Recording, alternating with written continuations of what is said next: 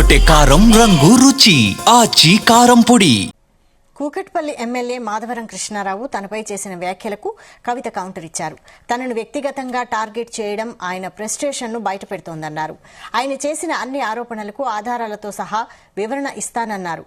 ఆయన మాటలకు ఫీలయ్యేదిస్తున్నారన్నారు. రాష్ట్రంలో పాలకపక్షం ప్రతిపక్షం పనిచేస్తలేవని జనగణాన్ని జాగృతి వినిపిస్తోందన్నారు. కంటోన్మెంట్లో జనం బాట కార్యక్రమంలో కవిత పాల్గొన్నారు.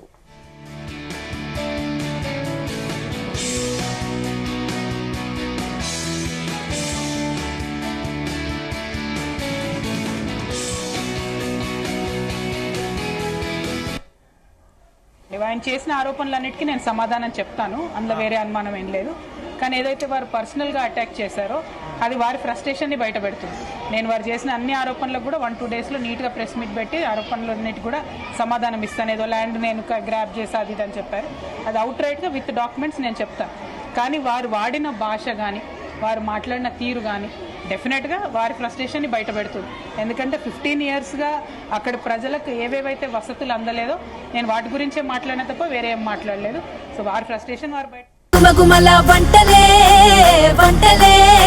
ఎర్రగొట్టే కారం రంగు రుచి ఆచి కారం పొడి.